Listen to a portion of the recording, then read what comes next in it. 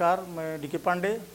आज पिछले अभी वीडियो में आप लोगों ने देखा था, अभी आपका चल रहा है कोलिगेटिव प्रॉपर्टीज और संख्य गुणधर्म, जो बिलियन में अणुओं की गुणों की संख्या पर निर्भर होता है, न कि उनकी प्रकृति पर। उसमें आप पढ़ चुके हैं वाष्प दाब का अपेक्षिक अपनवन या relative lowering of vapour pressure. दूसरा पॉइंट आपका एलिवेशन ऑफ वॉल्यूम पॉइंट, क्वथनांक उन्नयन हो गया है। अब आज तीसरा हम प्रयास करेंगे, या दोनों टॉपिक ले लें। आपका दो प्रॉपर्टीज बचा हुआ है, ये डिप्रेशन ऑफ फ्रीजिंग पॉइंट और ऑस्मोटिक प्रेशर। तो सबसे पहले आपका पढ़ना है आपको डिप्रेशन ऑफ फ्रीजिंग पॉइंट, माने हिमांक में अवनमन। आपको आज का टॉपिक क्या है?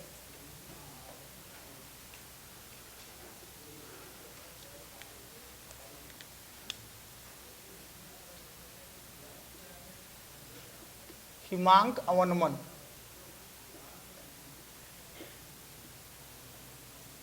या डिप्रेशन इन फ्रीजिंग पॉइंट।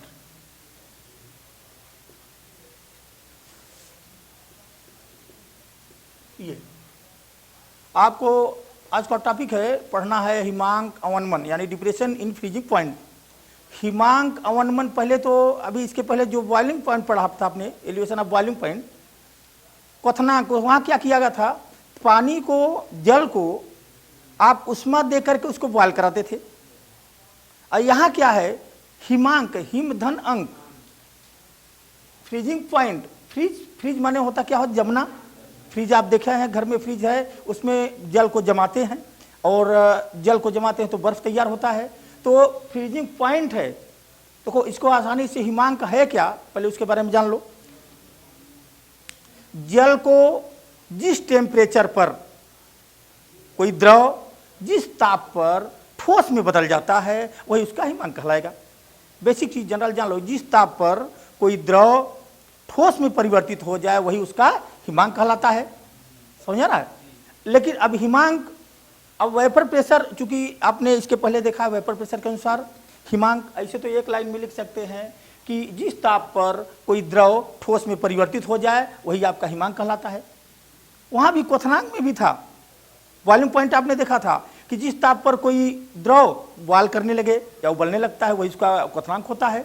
लेकिन वहां क्या था? वेपर प्रेशर में क्वथनांक क्या था कि द्रव का वाष्प दाब वायुमंडलीय दाब के बराबर, जिस ताप पर ये दोनों होता है वो वॉल्यूम पॉइंट कहलाता है। एटमॉस्फेरिक प्रेशर एंड ये लिक्विड का प्रेशर, द्रव का वेपर प्रेशर, दोनों इक्वल होते हैं, इक्विलिब्रियम साम्यावस्था में जब आते हैं तब वहां क्वथनांक होता है। यहाँ क्या है? द्रव का, लिक्विड जो होता है उसका वेपर प्रेशर, और जब वो ठोस में बदल जाता है तो ठोस का वेपर प्रेशर, वो दोनों जब इक्विलिब्रियम में आएंगे, एकदम साम्य अवस्था में, माने जिस ताप पर, अभिमांक की देखो परिभाषा रासायनिक वेपर प्रेशर के अनुसार क्या होगा कि जिस ताप पर द्रव का वाष्प दाब उसके ठोस के वाष्प दाब के बराबर होगा, दोनों जब एकदम साम्यावस्था में आएंगे तब वही आपका कहलाएगा हिमांक। देखिए इसको समझने के लिए, अगर ये आपका मान लीजिए जल है, ठीक है। अब यहां जल को जब गर्म करेंगे तो वेपर प्रेशर आएगा, लेकिन वेपर प्रेशर बढ़ता है, और यहां बढ़ना नहीं, आपको वेपर प्रेशर को कम करना है। समझ रहा है? और जब कम करेंगे तब ये द्रव में बदलेगा, ये ठोस में, कम करने के बाद ये किसमें जमेगा? ठोस में बदलेगा। और ठोस में बदलेगा तो ये जब ठोस में बदलेगा तो वो ठोस का वाष्प दाब, ठोस का वाष्प दाब जब इस द्रव के, शुद्ध द्रव के वाष्प दाब के बराबर होगा, तब वो कहलाएगा आपका हिमांक। देखिए इसकी परिभाषा देखिए,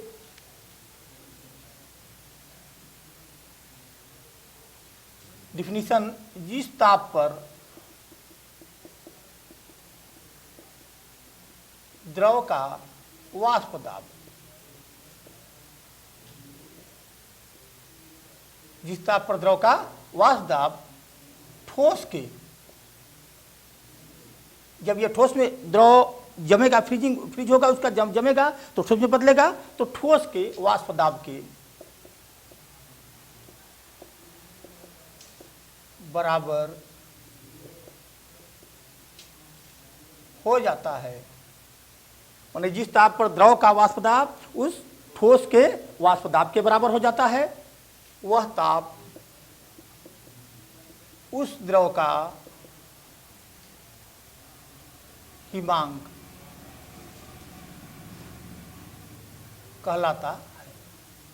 ठीक है, माने जिस ताप पर उस द्रव का वाष्प दाब जब वो ठोस में परिवर्तित होगा, वाष्प दाब में धीरे धीरे उसके आपके टेम्परेचर में कमी करेंगे तो वाष्प दाब उसके ठोस के वाष्प दाब के बराबर होगा, वह ताप वही उसका ये हिमांक फ्रीजिंग पॉइंट कहलाता है। ठीक है, अब इसके बाद आपको अब यहाँ चूंकि द्रव को ठोस में बदलने के लिए टेम्परेचर में कमी किया जाएगा, टेम्परेचर को घटाया जाएगा, टेम्परेचर घटेगा तभी वो बर्फ में बनेगा, तभी वो द्रव पदार्थ जमेगा, तो वही जो कमी होती है उसी को कहा जाता है अवनमन। कमी को क्या कहा जाता है? अवनमन। माने टेम्परेचर में जो ताप में जो कमी होती है उस द्रव को जमाने के लिए, वही आपका कहलाता है अवनमन। अब अवनमन के लिए अब देखिए, इसको स्क्रीनशॉट या अपना परिभाषा नोट कर लीजिए तुरंत, और आप नोट करते रहिए साथ साथ। अब हमें वह ये हिमांक में अवनमन देखना है। देखिए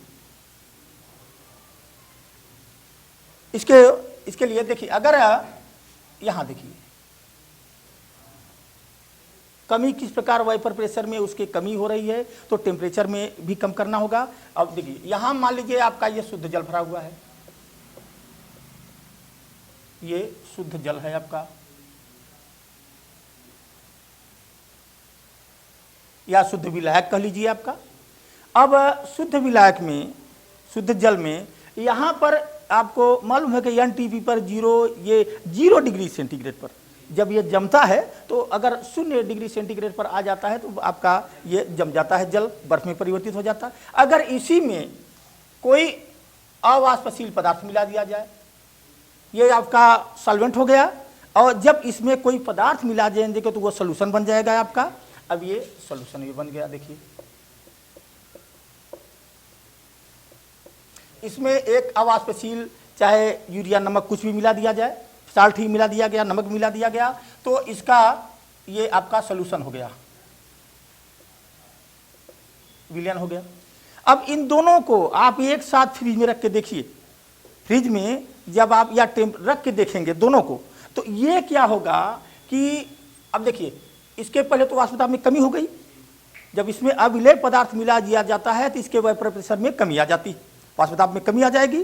अच्छा, अब इसको जब फ्रिज में रख दिया जाएगा तो आप देखेंगे कि अगर 0 डिग्री सेंटीग्रेड होगा, इतने पर ही ये आइस बर्फ बन जाएगा, जल आपका। लेकिन ये 0 डिग्री पर बर्फ नहीं बनेगा, ये 0 पर ज्यों का त्यों रहेगा, 0 पर आप देखेंगे कि ये जमेगा नहीं। जब इसको आउट टेम्परेचर करेंगे, ये -1 पर मान लीजिए आ गया, यहाँ से -1 डिग्री, तो ये भी तो -1 पर आएगा। अब देखेंगे टेम्परेचर कम कर रहे हैं, उसका विलयन का टेम्परेचर कम किया जा रहा है, ठीक है, और कम किया जा रहा है। और इस पर भी देखा जा रहा है कि ये भी अभी नहीं जमा, फिर और कम करेंगे -2 डिग्री पर। अगर -2 डिग्री पर यहाँ देखेंगे तो ये 2 डिग्री पर भी अगर नहीं जमा तो आउट टेम्परेचर कम किया जाएगा 3 डिग्री पर, तो ये -3 डिग्री पर ये जम गया। मान लीजिए -3 डिग्री पर आने के बाद जम गया, तो यहाँ आप क्या देख रहे हैं कि किसका टेम्परेचर ज़्यादा कमी किया जा रहा है? विलयन का, विलयन की टेम्परेचर में ज़्यादा कमी। अगर इसके टेम्परेचर को मान लिया जाए कि यदि इसका टेम्परेचर है T0F, इसके टेम्परेचर को मान लीजिए T0F1, ये मान लीजिए, तो कौन सा टेम्परेचर अधिक है कौन कम है? ये T0F is greater than T0F1। इसके टेम्परेचर से इसका टेम्परेचर अधिक है, तो इसके टेम्परेचर में कमी आएगी नहीं। तो यही इससे डिफिनीशन तैयार होता है। देखिए कि जब किसी विलायक में अवाष्पशील विलेय पदार्थ मिला देते हैं तो उसके तापमान में जो कमी आ जाती है टेम्परेचर में, वही हिमांक अवनमन कहलाता है। समझ आ रही है परिभाषा? इसको अब जब ये निकालेंगे हिमांक अवनमन, अब इसको डिफिनीशन इसका लिख दे रहे हैं। देखिए किसी विलायक में अवाष्पशील पदार्थ मिलाने पर उसके ताप में, अवाष्पशील मिलाने पर उसके ताप में कमी, उसके ताप में कमी हिमांक अवनमन कहलाता है। ठीक है। जब किसी विलेय पदार्थ में या शुद्ध विलायक में अवाष्पशील विलेय पदार्थ मिला दिया जाता है, तो उसके टेम्परेचर में कमी जो किया जाता है वही कमी आपका कहलाता है हिमांक अवनमन। इसे डेल्टा टी एफ से प्रदर्शित करते हैं। मान लेंगे कि यदि शुद्ध विलायक का हिमांक टी नॉट एफ है तथा विलयन का हिमांक टी नॉट एफ वन है, तो हिमांक अवनमन है delta T F equal to क्या हो जाएगा, T naught F minus T naught F. चाहे एफ मानिए चाहे एफ वन एफ टू कर लीजिए, अगर टी नॉट नहीं, अगर इसको टी नॉट एफ वन कर दीजिए तो इसको टी नॉट एफ टू कर दीजिए। अगर मान लीजिए प्रॉब्लम आपको हो रही तो एफ वन एफ टू कर देंगे। ठीक है। तो टी नॉट एफ वन और माइनस एफ टू, ये आपका कहलाएगा डिप्रेशन इन फ्रीजिंग पॉइंट। समझ रहा है। आजा, इसको आप वेपर प्रेशर के द्वारा, आप ग्राफ के द्वारा भी आप देख सकते हैं इसको, कोई चीज़। अब स्क्रीनशॉट लीजिए तो आपको ग्राफ के द्वारा बता दिया जा रहा है।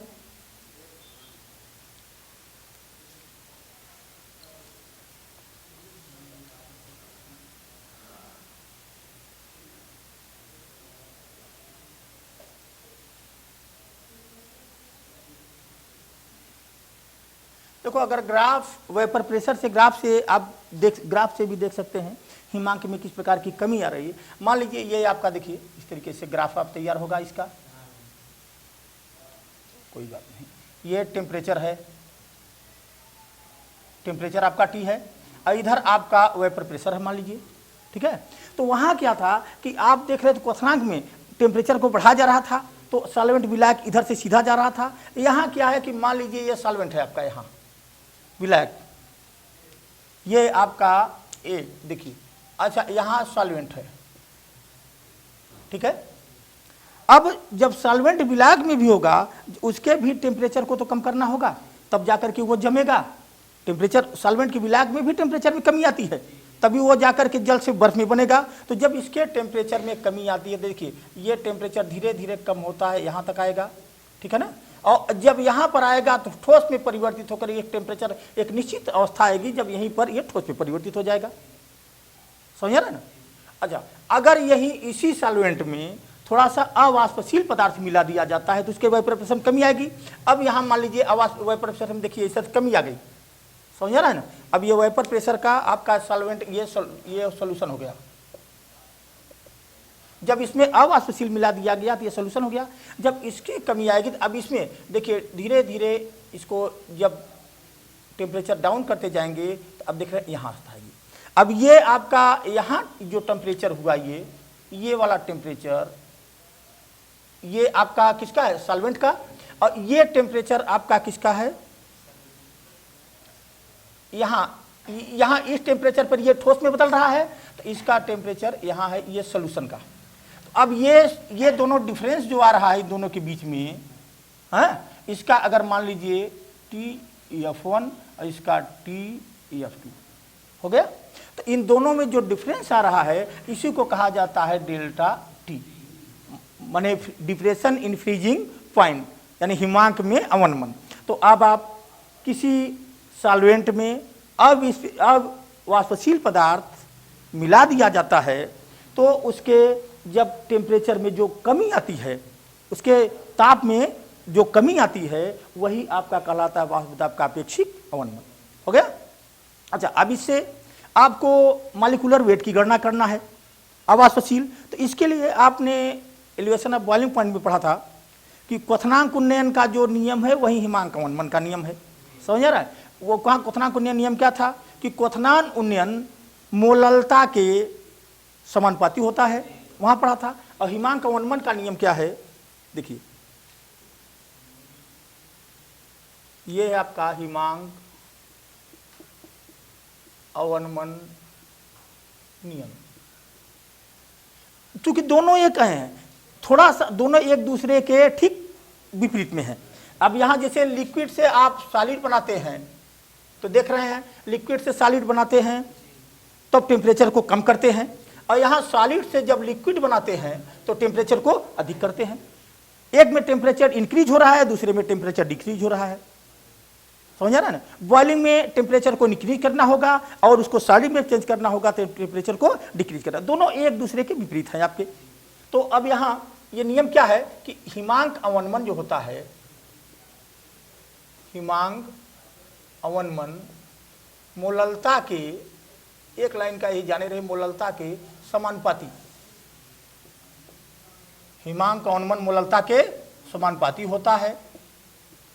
अब यहां हिमांक अवनमन की किससे व्यक्त किया आपने, डेल्टा टी एफ, उसमें और इसमें थोड़ा सा डिफरेंस है, आप देख लेंगे। वहां बी लग जाएगा बॉइलिंग के लिए, और यहाँ सारे फार्मूले आपके जो एलिवेशन ऑफ बॉइलिंग पॉइंट में जो आपने फार्मूला पढ़ा है वही फार्मूला आप डिप्रेशन फ्रीजिंग पॉइंट के लिए है। वहां केवल संकेत आपका बॉइलिंग बी लगा देंगे, बॉयल क्वथनांक, और यहाँ फ्रीज मैंने जब ना तो एफ लगा देंगे। तो डेल्टा टी एफ ये प्रोपोर्शनल टू हो जाएगा स्मॉल एम, या इसको delta T F equal to कर देंगे तो के एफ, वहाँ आपने के भी लगा था, ये कांस्टेंट है। इसको कहा जाता है मोलल अवनमन स्थिरांक, इसको क्या कहा जाता है, मोलल अवनमन स्थिरांक है, और के एफ एम हो जाएगा, जहाँ के एफ इक्वल टू मोलल अवनमन स्थिरांक, यह है आपका। अच्छा, अब मोललता का आपने परिभाषा और फार्मूला सब पढ़ा है मोललता।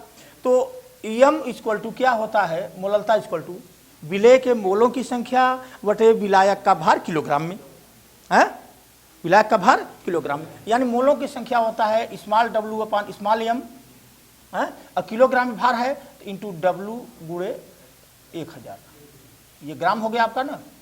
यम है विलय के मोलों की संख्या बटे विलायक का भार किलोग्राम में, 1000 ऊपर कर दिया। अब मान रख दीजिए तो delta T F equal to, देखिए चूकी कर दीजिए इसको इस तरीके से, तो delta T F equal to 1000 है ना, के एफ स्मॉल डब्ल्यू, यम का मान रख देंगे पूरा यही चीज, तो के एफ तो रहेगा ही, के एफ इंटू स्मॉल डब्ल्यू इंटू 1000 अपॉन ये, अपॉन क्या हो जाएगा, स्मॉल एम इंटू कैपिटल डब्ल्यू हो गया, माने 1000 के एफ स्मॉल डब्ल्यू बटे ये स्मॉल एम कैपिटल डब्ल्यू, ये आपका फार्मूला हो गया। ठीक है, ये फार्मूला मॉलिक्यूलर, ये किसके लिए, हिमांक अवनमन के लिए, डिप्रेशन इन फ्रीजिंग पॉइंट। अब इसी से यम का मान आप ये पक्षांतर कर लीजिए, यम इक्वल टू क्या हो जाएगा, ये सीधे लिख लीजिए 1000 के F small W upon delta T F into capital W, capital डब्ल्यू हो गया, ये आपका स्मॉल एम के लिए हो जाएगा मॉलिक्यूलर। इसी से देखिए बॉइलिंग पॉइंट में आप केवल बी लगा दिया गया था, फ्रीजिंग पॉइंट में केवल एफ लगा दिया गया है, और सेम वही परिभाषा है, वही डिफिनीशन है, वही फार्मूला है जो आप बॉइलिंग पॉइंट में पढ़े थे, वही आपका फ्रीजिंग पॉइंट में है। ठीक है, स्क्रीनशॉट लीजिए, तो इसके बाद हम आगे बताते हैं आपको।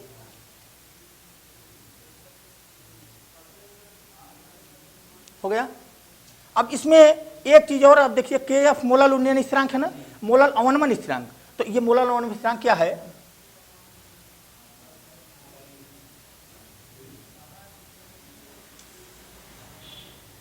ये कभी कदा 1 नंबर का ये क्वेश्चन पूछ देता है कि मोलल अवनमन स्थिरांक, मोलर डिप्रेशन कांस्टेंट क्या होता है, तो आप इसकी भी एक लाइन परिभाषा देख लो जनरल, जो मोललता की डिफिनीशन है उसी से ये हो जाएगा आपका मोलल अवनमन स्थिरांक।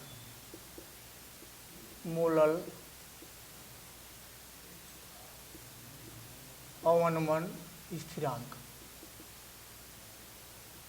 ये क्या है? आपका जो मोलरिटी की परिभाषा थी सेम वही चीज। मोलरिटी में विलायक कितना लिया गया था? 1 किलोग्राम है। तो इसकी डिफिनीशन आपकी होगी, देखिए कि 1 किलोग्राम विलायक में, या 1000 ग्राम कह दीजिए, या 1 किलोग्राम विलायक में विलेय या विलीन विलेय पदार्थ के 1 किलोग्राम विलायक में विलीन विलेय पदार्थ के मोलों की संख्या, मोलों की संख्या विलायक का मोलल उन्नयन अवनमन हो जाएगा यहाँ, मोलल अवनमन स्थिरांक कहलाता है। ठीक, 1 किलोग्राम विलायक में विलीन विलेय पदार्थ का 1 मोल जो घुला होता है वही उस विलायक का मोलल अवनमन स्थिरांक कहलाता है। ठीक है, अब इसको स्क्रीनशॉट लीजिए, इस पर एक एग्जाम्पल आपको दे देते हैं, उसके बाद तब ऑस्मोटिक प्रेशर आपको बता रहे हैं। ठीक, आपका देखिए आपका हर पे आपको देखिए एक एक हम न्यूमेरिकल बताते चल रहे हैं, एक एक आपको बता दे रहे हैं, आप थोड़ा घर पे प्रयास करिए और न्यूमेरिकल आप आसानी से कर लेंगे। इसको देखो कि 2.25 ग्राम ग्लूकोज जिसका अणु भार 180 आपको निकालना नहीं है, और नहीं जरूरत होगी तो निकाल भी सकते हैं, ग्लूकोज का फार्मूला आपको मालूम है। तो इतना ग्राम ग्लूकोज को 25 ग्राम जल में घोलने पर, विलायक के 25 ग्राम है, उस विलायक में घोलने पर हिमांक में कमी हो रही है, 0.93 डिग्री की कमी हो रही। तो जल के मोलल अवनमन स्थिरांक, मॉलिक्यूलर वेट का नहीं गणना करना है, मोलल अवनमन स्थिरांक की गणना करना है। समझ आ रहा है? तो पहले तो फार्मूला आपका क्या है, देखिए delta T F equal to क्या होता है, K F small W upon M into capital W, यह फार्मूला। अब इससे आप पक्षांतर करके के एफ का निकाल सकते हैं, और के एफ इक्वल टू क्या हो जाएगा, ये ऊपर चला जाएगा, T F into small M capital W upon 1000 small W, ये हो जाएगा। सबका मान देख लीजिए आप, के एफ का निकाल, delta T F equal to क्या है, ये अवनमन स्थिरांक है आपका। अवनमन स्थिरांक कितनी की कमी हो रही है, ये 0.93 ये इतने की डेल्टा टी का हो गया। Delta T small M equal to विलेय का भार कितना ग्राम पदार्थ है, 2.25 ग्राम, ये स्मॉल एम हो गया। कैपिटल डब्ल्यू, विलायक का भार कितना है, 25 ग्राम। देखिए कैपिटल डब्ल्यू इक्वल टू 25 ग्राम। अब स्मॉल डब्ल्यू, ये तो स्मॉल डब्ल्यू है जी, ये स्मॉल एम का मान यहाँ है, देखो इसको थोड़ा सा केयर कर लो, ये स्मॉल एम का मान तो 180 अणु भार देखो यहाँ है, स्मॉल डब्ल्यू का मान है 2.25 ग्राम। ये विलेय पदार्थ का भार, विलेय पदार्थ का अणु भार। अब केवल आप इसमें मान रख दीजिए फार्मूला में कि ये K F equal to delta T F है ना, देखो 0.93 into small M 180, capital W 25 upon 1000 into small W, ये 2.25, ये आपको सॉल्व करना है। इसको सॉल्व करिए तुरंत।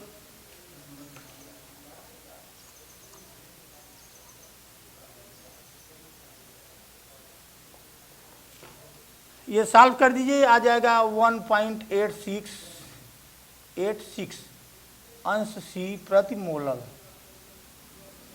ये 1.86 0.86 अंश प्रति मोल। अब आप इसको डिवाइड कर सकते हैं अपने से, इसको अपने से कर लीजिए। पॉइंट हटाने के लिए आपको बताया गया है, पॉइंट पे बाद 2 डिजिट यहाँ है, 2 डिजिट यहाँ थी, वो तो ऑटोमेटिक समाप्त हो गया। अब इसको केवल आपको मल्टीप्लाई 0 0 यहाँ भी कर दीजिए। अब ये देखिए 25 चौका 100 ये आसानी से हो जा रहा है सब है। अब डिवाइड कर दीजिए, आपका आ जाएगा। कंप्लीट कर लीजिएगा इसको, ठीक है। ओके हाँ, अब तो देखो, अब अगला लास्ट आपका कोलिगेटिव प्रॉपर्टीज है ऑस्मोटिक प्रेशर यानी परासरण दाब। परासरण दाब, ऑस्मोटिक प्रेशर, ये कोलिगेटिव प्रॉपर्टीज आपका लास्ट टॉपिक है। आपके 4 बताए गए हैं, जिसमें अब अंतिम ये लास्ट टॉपिक पर चल रहे हैं आप कि परासरण दाब। परासरण पहले तो जानिए कि परासरण क्या होता है, ऑस्मोटिक होता क्या है। परासरण जान लो, सभी जंतुओं और कोशिकाओं में और पौधों में सब में होता है, समझ आ रहा है ना। परासरण क्रिया होती क्या है, ऑस्मोटिक। इसको आपने देखा होगा घरों में, अगर किशमिश देखे हो ना, चना देखा है आपने, पानी में डाल देने पर किशमिश पानी में जल में डाल देते हैं, भिगो देते हैं तो वो फूल जाता है। हाँ, फूल अगर सूखा हुआ फूल है उसको जल में डाल दीजिए तो वो ताज़ा हो जाएगा फूल, समझ आ रहा है ना। फूल को लोग ताज़ा करने के लिए क्या करते हैं, पानी जल दे करके भिगो कर रखते हैं। वो सब ऑस्मोसिस, सब परासरण की क्रिया होती है। परासरण की क्रिया होता क्या है, इसको देखो, आपको समझा जा रहा है इस तरीके। देखो आप इसमें अगर देखो यहाँ एक पात्र ले लिया, जब मान लिया हम ले लिए, अब इसमें एक पात्र में अगर यहाँ हम बीच में एक ये लगा दें, इसको कहा जाता है अर्धपारगम्य झिल्ली, सेमी परमिएबल मेम्ब्रेन।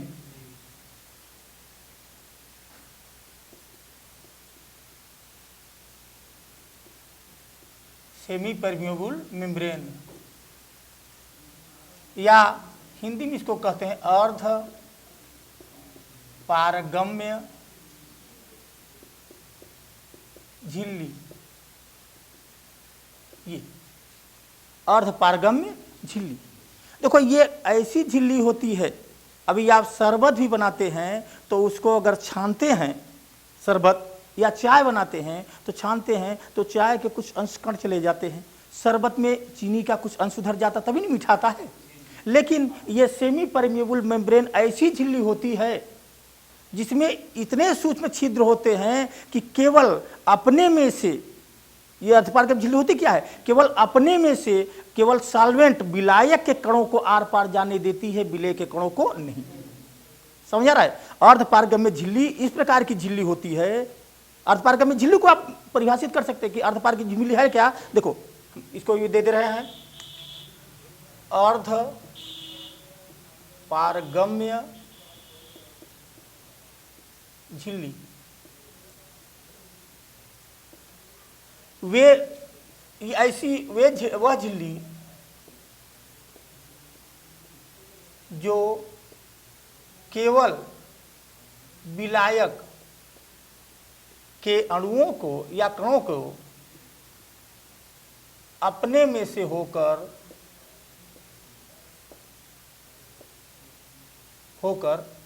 आर पार होने देती है। अब देखिए, अगर यहां पर मान लीजिए ये जल भरा हुआ है, ठीक है, ये आपका सॉल्वेंट है, विलायक है आपका, और यहां पर आपने यहां भी देखो जल भरा है, लेकिन इसमें कोई ये विलयन बना, जल नहीं आपका विलयन है, सॉल्यूशन, ये विलयन है, ठीक है। अब ये अर्धपारगम्य झिल्ली जो अगर बीच में लगा दिया जाएगा तो क्या स्थिति हो रही, इधर के विलयन में से कण इधर नहीं आ पाएंगे, केवल विलायक के कण इस पार से उस पार जाएंगे। समझ रहा है। यानी अर्धपारगम्य झिल्ली द्वारा, अब देखिए परासरण की परिभाषा क्या तैयार होगी, अर्धपारगम्य झिल्ली द्वारा किसी विलायक से पृथक अलग किए गए विलयन में, ये विलयन को अलग कर दिया गया, अर्धपारगम्य झिल्ली द्वारा अलग किया गया है। तो परिभाषा देखिए इसी तैयार हो रही है कि अर्धपारगम्य झिल्ली द्वारा किसी विलायक से पृथक किए गए विलयन में विलायक के कणों को रोकने के लिए, विलायक के कणों को जो रोका जाता है, या विलायक के कण नहीं रुकते, यहाँ विलायक के कण केवल तनु विलयन से सांद्र विलयन को, अब ये आपका सांद्रता इसकी क्या होगी, तनु होगी, इसकी कैसी होगी, सांद्र होगी। तो अर्धपारगम्य झिल्ली द्वारा विलायक से पृथक किए गए विलयन में केवल विलायक के कण तनु विलयन से सांद्र विलयन की ओर जाते हैं। और जब ये कण जाएंगे तो क्या स्थिति बनेगी, आप देखेंगे यहां पर कण कैसे पता लगेगा कि विलायक के कण उस पार जा रहे हैं। देखिए इसके लिए ये आपका सेमी परवियल मेम्ब्रेन हो गया और यहां तक आपका ये केवल जल भरा हुआ है, ठीक है। और इसमें क्या है, आपका सोल्यूशन विलयन है, इसमें सॉल्वेंट विलायक है, इसमें विलयन अर्धपारगम्य झिल्ली है। जब आप थोड़ी देर बाद देखेंगे, जब ये सॉल्वेंट विलायक के कण इसमें जाएंगे, प्रवेश करेंगे, तो क्या होगा, इसका स्तर बढ़ेगा ऊपर, तो ये यहां तक न होकर के ये अर्धपारगम्य यहां तक आ जाएगा। और इसका क्या होगा, धीरे धीरे कम होता जाएगा, इसका स्तर यहां आ जाएगा और इसका स्तर कहां आ जाएगा, इसमें ये विलायक के कण पहुंच रहे हैं तो इसका स्तर बढ़ेगा ऊपर। तो इससे आपको पता लग जाएगा यहां देख करके कि देखिए इसकी स्तर कम हो गया और इसका स्तर आपका बढ़ गया। तो केवल परासरण क्रिया क्या होती है, परासरण क्रिया में देखिए इसी से डिफ्यूजन तैयार होता है, विसरण डिफ्यूजन और ऑस्मोसिस दोनों होता है, दोनों में डिफरेंस थोड़ा सा होता है। डिफरेंस ये परासरण में केवल विलायक के अणु, परासरण क्रिया में आप एक लाइन लिखते, परासरण की होता क्या है, परासरण क्रिया में केवल विलायक के अणु तनु विलयन से सांद्र विलयन की ओर जाते हैं, न कि विलेय के अणु। समझ रहा है, ये परासरण कहलाती है। परासरण आप देखिए, इसको मिटाते रहे पारगम्य झिल्ली आपका,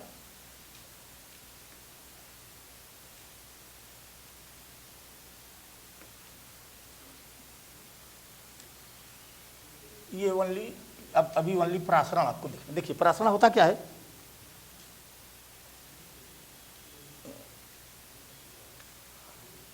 देखिए वह क्रिया जिसमें केवल विलेय के अणु, केवल विलायक के अणु तनु विलयन से या कम विलायक कण कम सांद्रता लिख दीजिए, कम सांद्रता से अधिक सांद्रता की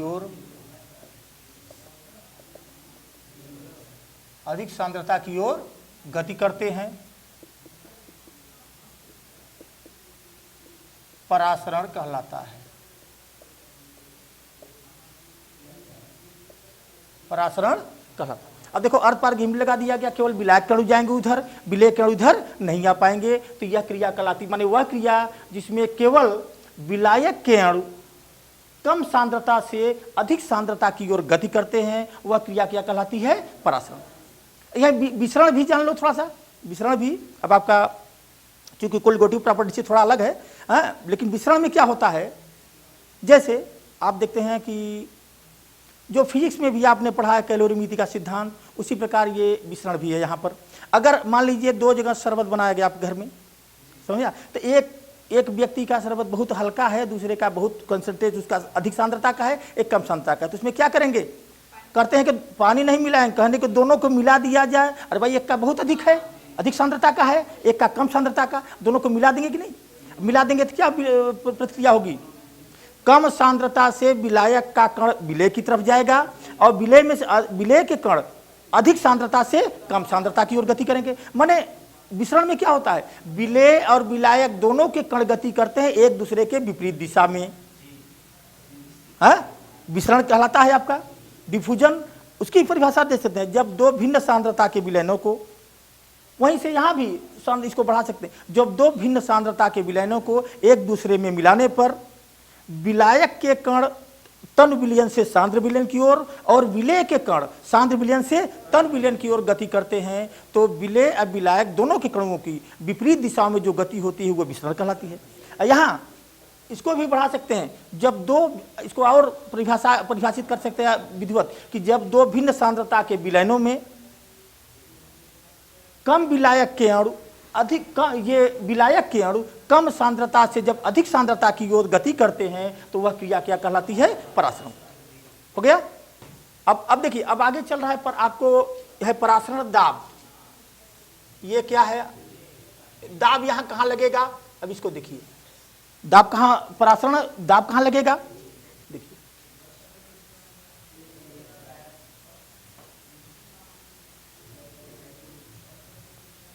यहीं पर। अब आप इसी को देखिए, ये अर्धपारगम्य झिल्ली है, अर्धपारगम्य झिल्ली। अर्धपारगम्य झिल्ली जो होती है, जैसे तो अर्धपारगम्य झिल्ली तो तमाम है, बकरे का आशय है।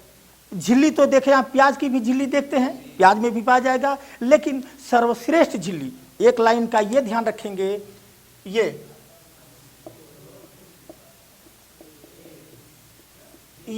इसको आप ध्यान रखेंगे, इसको कहते हैं कॉपर फेरोसाइनाइड।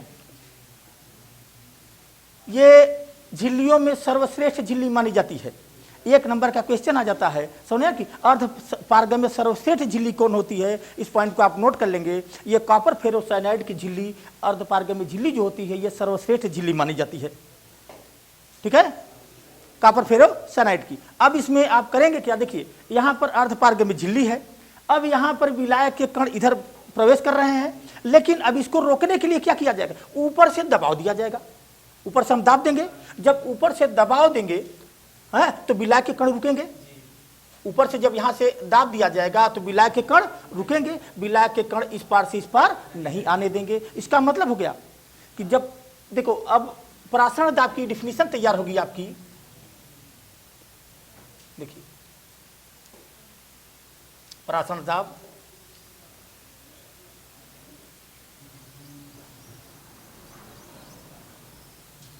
जब दो भिन्न सांद्रता के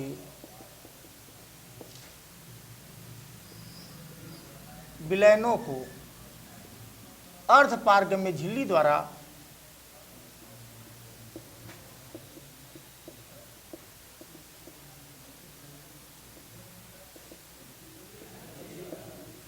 तो भिन्न सांद्रता के विलयनों को, ये दोनों भिन्न प्रकार के हैं, अर्धपारगम्य झिल्ली द्वारा पृथक किए गए विलयन में, अर्धपारगम्य झिल्ली द्वारा दोनों को अलग कर लिया गया, तो अर्धपारगम्य झिल्ली द्वारा पृथक किए विलयन में विलायक के प्रवेश को रोकने के लिए, विलायक के प्रवेश को रोकने के लिए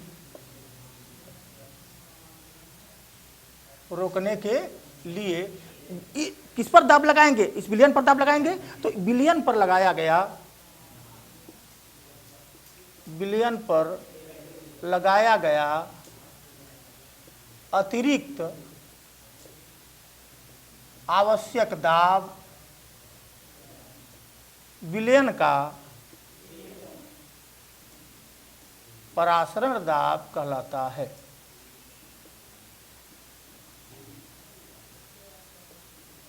हो गया। जब दो भिन्न सांद्रता के विलयन हैं, उन्हें अर्धपारगम्य झिल्ली द्वारा अलग किया गया, उसमें विलायक के कणों को रोकने के लिए, विलायक के कणों को रोकने के लिए विलयन पर जो अतिरिक्त आवश्यक दाब लगाया जाता है वही कहलाता है आपका परासरण दाब। परासरण दाब को पाई से व्यक्त करते हैं, और पाई इक्वल टू होता है दाब बराबर पी एच डी जी, ये एच डी ये भी होता है पाई इक्वल टू परासरण दाब, परासरण दाब pi equal to H D G. तो परासरण दाब होता क्या? किसी भी विलायक से पृथक ये विलयन में अर्धपारगम्य झिल्ली द्वारा जब उसको अलग किया जाएगा तो सेमी परमिएबल मेम्ब्रेन लगा करके, क्योंकि सेमी परमिएबल मेम्ब्रेन ऐसी झिल्ली होती है जो केवल विलायक के अणुओं को अपने में से होकर आर पार जाने देती है, विलय के अणुओं को नहीं। इस प्रकार की झिल्ली कहलाती सेमी परमिएबल मेम्ब्रेन या अर्धपारगम्य झिल्ली। और एक नंबर का याद किए रहेंगे कि अर्धपारगम्य झिल्ली ये गाल ब्लैडर, बकरे का आशय जो होता है और तमाम अंडे की झिल्ली होती है, ये सब अर्धपारगम्य झिल्ली मान गए। लेकिन आपके केमिकल्स बनी हुई है कॉपर फेरोसाइनाइड की झिल्ली सर्वश्रेष्ठ झिल्ली मानी जाती है। वो केवल विलायक के अणु को अपने में से आर पार जाने देती है, विलय के अणुओं को नहीं। समझा ना?